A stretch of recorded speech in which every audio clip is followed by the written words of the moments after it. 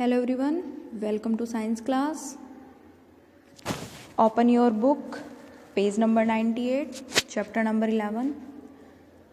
बच्चों मैंने आपको रिवीजन वर्क स्टार्ट करा दिया था जिसमें चैप्टर नंबर 10 सेविंग ट्रीज का बुक वर्क मैंने आपको एक्सप्लेन करा दिया था। तो इसी तरीके से हम आज चैप्टर नंबर 11 जिसका नेम है सॉलिड लिक्विड एंड गैसेस, मैं उसके बुक वर्क को एक्सप्लेन करूँगी और आप सभी लोग ध्यान से समझेंगे और उसके बाद इस बुक वर्क को आपको लर्न भी करना है क्योंकि आपके एग्ज़ाम भी जल्दी स्टार्ट होने वाले हैं। चलिए स्टूडेंट्स स्टार्ट करते हैं।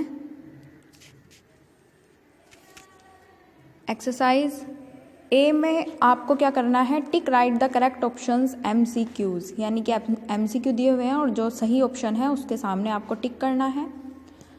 Anything that has mass and occupies space is called. Anything कोई भी चीज़, कोई भी वस्तु जिसके पास मास होता है एंड ऑक्यूपाइज स्पेस और जो जगह ऑक्यूपाई करती है, घेरती है। मास मतलब जिसके अंदर वेट होता है, वजन होता है। तो किसी भी वस्तु के अंदर जिसके पास मास हो, जिसका वेट हो और जो जगह घेरती हो उसको क्या बोलते हैं।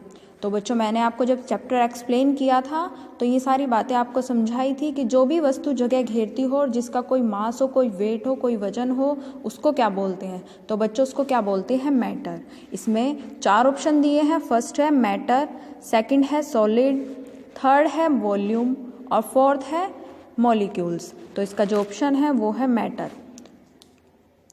नेक्स्ट है the molecules are tightly packed in. जो मॉलिक्यूल्स होते हैं वो किस में बहुत टाइटली पैक्ड होते हैं, यानी कि बहुत उस सॉलिड लिक्विड गैस में से किसके मॉलिक्यूल्स पास पास होते हैं। ठीक है, बहुत टाइटली पैक्ड होते हैं यानी कि उनमें कोई भी जगह नहीं होती।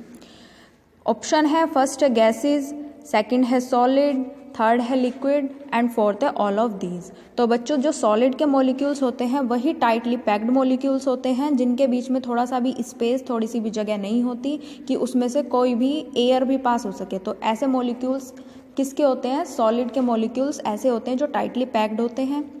थर्ड है a substance date will not dissolve in water. एक सब्सटेंस, ठीक है, जो पानी में डिजोल्व नहीं होता। डिजोल्व मतलब घुलना। ठीक है, पानी में कौन सा सब्सटेंस, कौन सी वस्तु, कौन सी चीज़ नहीं घुलती। तो फर्स्ट है शुगर। अगर आप चीनी को पानी में डालोगे तो आसानी से घुल जाएगी। जब आप नींबू पानी बनाते हो तो उसमें सबसे पहले पानी के अंदर शक्कर डालते हो यानी कि चीनी डालते हो तो वो आसानी से घुल जाती है। ऑयल की बात करें, अगर पानी के अंदर आप ऑयल डाल दोगे तो ऑयल क्या होगा, उसकी एक लेयर बन जाएगी और ऊपर की तरफ वो तैरने लगेगी। तो ऑयल ऐसी चीज़ है जो पानी के अंदर डिजोल्व नहीं होती। जूस जब हम बनाते हैं तो पूरा मिक्स हो जाता है, चाहे उसमें लेमन जूस हो, चाहे वो ऑरेंज जूस हो, चाहे मैंगो शेक हो, कुछ भी चीज़ हो, अगर आप उसके अंदर पानी डालोगे तो पानी मिक्स हो जाएगा। पानी के अंदर ये सारी चीज़ें मिक्स हो जाएंगी।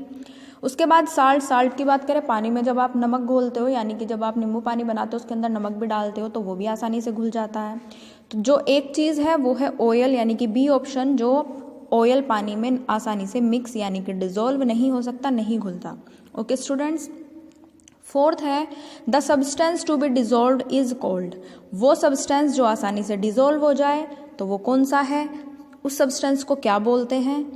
The substance to be dissolve is cold, यानी कि सब्सटेंस जो घुल जाए उसको क्या बोलते हैं। तो फर्स्ट है सॉल्वेंट बोलते हैं या फिर सैंड बोलते हैं, सॉल्यूशन बोलते हैं या फिर सोल्यूट। तो जो सब्सटेंस पानी में घुल जाए उसको हम क्या बोलते हैं, उसको सोल्यूट बोलते हैं। सोल्यूट इसका करेक्ट ऑप्शन है। फिफ्थ है melting of butter on toast is an example of. Melting of butter, melting of butter यानी कि जब हम टोस्ट के ऊपर बटर को लगाते हैं, पिघला हुआ बटर जो होता है, ठीक है, यानी कि जो पिघला हुआ बटर होता है उसको जब हम टोस्ट के ऊपर लगाते हैं तो वो किसका एग्जाम्पल है। तो वो एग्जाम्पल है, इसमें ऑप्शन दिए हुए हैं आपके, मैटर का एग्जाम्पल है या फिर केमिकल चेंज का एग्जाम्पल है, फिजिकल चेंज का एग्जाम्पल है या फिर फेज का एग्जाम्पल है। तो बच्चों वो एग्जाम्पल है फिजिकल चेंज का। ठीक है, क्योंकि उसके अंदर एक चेंज आता है, एक फिजिकल चेंज आता है, यानी कि जब आप टोस्ट के ऊपर बटर लगाते हो तो उसकी फिजिकल प्रॉपर्टीज चेंज हो जाती है। ठीक है, यानी कि उसकी फिजिकल प्रॉपर्टी से मतलब उसका जो बाहर से अगर आप उसको देखोगे तो वो ऑयली लगेगा। ठीक है, बटर लगने के बाद उसमें थोड़ा बहुत चेंज आ जाएगा, देखने में हमें अलग लगेगा। आप सिंपल ब्रेड को देखोगे वो अलग होती है और जब उसके ऊपर आप बटर अप्लाई करोगे, घी अप्लाई करोगे या फिर उसको सेक दोगे तो वो अलग चीज़ बन जाएगी। ओके स्टूडेंट्स, तो वो होती है उसकी फिजिकल चेंज, यानी कि फिजिकल प्रॉपर्टी को चेंज करना। चलिए नेक्स्ट है बच्चों, अब आपकी बी एक्सरसाइज स्टार्ट करते हैं, जिसमें आपको complete the table on the properties of matter, यानी कि एक टेबल दी गई है प्रॉपर्टीज़ ऑफ मैटर के ऊपर, जो आपको ये कंप्लीट करनी है। इसमें पार्टिकल्स के बारे में दिया है, शेप, वॉल्यूम, हार्डनेस, कंप्रेसिबल और फ्लो, यानी कि ये सारी प्रॉपर्टीज़ दी हुई हैं। और ये सारी प्रॉपर्टीज़ हमें मैटर के ऊपर लिखनी है, यानी कि सॉलिड, लिक्विड और गैस। मैटर के टाइप क्या होते हैं, सॉलिड, लिक्विड और गैस, तो उनके बारे में हमें ये सारी प्रॉपर्टीज़ को बताना है। जैसे सॉलिड के पार्टिकल्स कैसे होते हैं, टाइटली पैक्ड, ठीक है, यानी कि जो बहुत ही ऐसे पार्टिकल्स जो बिल्कुल टाइटली पैक्ड हो, जिनके बीच में थोड़ा सा भी स्पेस ना हो, कोई भी गैप ना हो, जिसमें एयर भी पास ना हो सके, तो ऐसे पार्टिकल सिर्फ सॉलिड के होते हैं।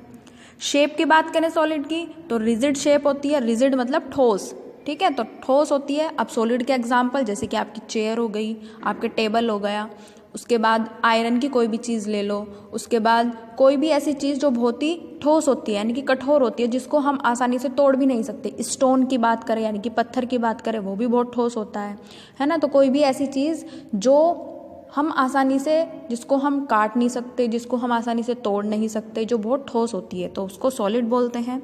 वॉल्यूम की बात करें तो सॉलिड का वॉल्यूम फिक्स्ड होता है, यानी कि जिसको हम चेंज नहीं कर सकते।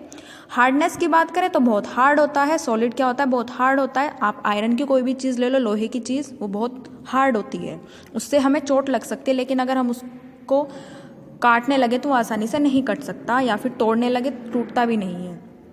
कंप्रेसिबल का मीनिंग होता है हम अगर उसको दबाने लगे या उसके ऊपर प्रेशर डालने लगे तो वो आसानी से दबता भी नहीं है, उसमें कोई चेंज भी नहीं आता, तो इसका आंसर है नॉट इजी। फ्लो की बात करें, डज नॉट फ्लो, यानी कि अगर हम उसको पानी के अंदर डाल दें या फिर किसी भी लिक्विड चीज़ के अंदर डाल दें तो वो बहता भी नहीं है, यानी कि फ्लो भी नहीं करता, यानी कि तैरता भी नहीं है। तो डज नॉट फ्लो, बहता भी नहीं है। जैसे पानी की बात करें, लिक्विड की बात करें, तो वो आसानी से बह जाता है। उसके बाद लिक्विड पर आते हैं, तो आपको ये कंप्लीट टेबल करनी है लिक्विड और गैस की। लिक्विड के पार्टिकल्स लूजली पैक्ड, यानी कि बहुत गैप होता है उनके बीच में, ज़्यादा गैप नहीं होता, लेकिन सॉलिड की तरह टाइटली पैक्ड भी नहीं होते, थोड़े लूजली पैक्ड होते हैं। शेप की बात करें, take the shape of the container they are poured in, अगर आप लिक्विड को जिस भी कंटेनर में डाल दोगे वो उसी की शेप ले लेगा। कंटेनर मतलब अगर आप पानी को, जूस को या फिर मिल्क को ग्लास में डालोगे तो वो ग्लास की शेप ले लेगा, अगर उसको बाउल में डालोगे तो बाउल की शेप ले लेगा, तो किसी भी कंटेनर में डालोगे वो उसी की शेप ले लेगा।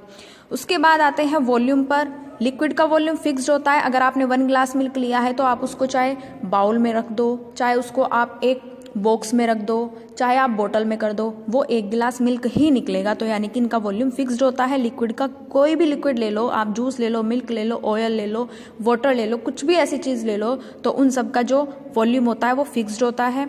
हार्डनेस की बात करें, लिक्विड हार्ड नहीं होता, यानी कि रॉन्ग। उसके बाद कंप्रेसिबल की बात करें, ये ऐसा भी नहीं है उसके ऊपर प्रेशर डाले तो ये दब जाएगा या फिर कंप्रेस हो जाएगा, ऐसा भी नहीं है।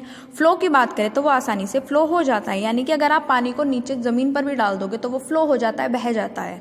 ऐसे ही आप मिल्क की बात करें या फिर जूस की बात करें तो वो आसानी से फ्लो हो जाता है, बह जाता है। नेक्स्ट आते हैं गैस पर। गैस के पार्टिकल्स कैसे होते हैं, वेरी लूजली पैक्ड, बहुत ही लूजली पैक्ड होते हैं। आपने जो गैस का गुब्बारा आपने ज़रूर उससे खेला होगा, यानी कि जब आपने उस गैस के गुब्बारे को लिया होगा, खरीदा होगा, तो उसके अंदर जो गैस भरी रहती है उसके जो पार्टिकल्स होते हैं वो फ्रीली होते हैं, यानी कि फ्रीली मूव करते रहते हैं, तभी वो अगर आप उसको छोड़ देते हो तो वो हवा में उड़ जाता है, क्योंकि वो फ्रीली मूव करते हैं। उसके पार्टिकल्स जो होते हैं वो लूजली पैक्ड होते हैं, यानी कि उनके बीच में बहुत सारा गैप होता है, इसीलिए गैस के जो पार्टिकल्स होते हैं वो लूजली पैक्ड होते हैं। शेप की अगर हम बात करें तो उसकी कोई शेप भी नहीं होती, यानी कि अगर जैसी भी कंटेनर में गैस को फिल कर दोगे वो वैसी ही शेप ले लेगा। सिलेंडर में गैस को भरोगे, सिलेंडर की शेप ले लेगा, बैलून्स में भरोगे, बैलून्स की शेप ले लेगा, किसी भी चीज़ में भरोगे, किसी भी रबर टाइप कोई भी चीज़ में भरोगे, कंटेनर में भरोगे तो वो उसी की शेप ले लेती है गैस। वॉल्यूम की बात करें, नो डेफिनेट वॉल्यूम, कोई डेफिनेट वॉल्यूम नहीं होता। उसके बाद फ्लो की बात करें तो आसानी से फ्लो भी हो जाती है। अगर गैस को आप एटमॉस्फेयर में ऐसे ही कहीं पर स्प्रे कर दो या फिर कहीं पर गैस लीकेज हो जाती है तो वो आसानी से, बहुत आसानी से फ्लो हो जाती है, पूरा एटमॉस्फेयर पूरी एयर में घुल मिल जाती है। डेफिनेट वॉल्यूम की बात करें, अगर आप 1 गैस का सिलेंडर लो और दूसरे गैस का सिलेंडर लो, अगर आप उसमें से दूसरे गैस के सिलेंडर में उसको डाल रहे हो तो आसानी से वो उसका जो वॉल्यूम है वो कम हो सकता है, क्योंकि वो आसानी से स्प्रेड हो जाती है, फैल जाती है, एटमॉस्फेयर में घुल मिल जाती है। ओके स्टूडेंट्स, चलिए आपकी ये ए और बी एक्सरसाइज कंप्लीट होती है। नेक्स्ट वीडियो में हम सी और आपकी जो ट्राई एंड टेल होट्स है उसके बारे में पढ़ेंगे। Thank you students, have a nice day.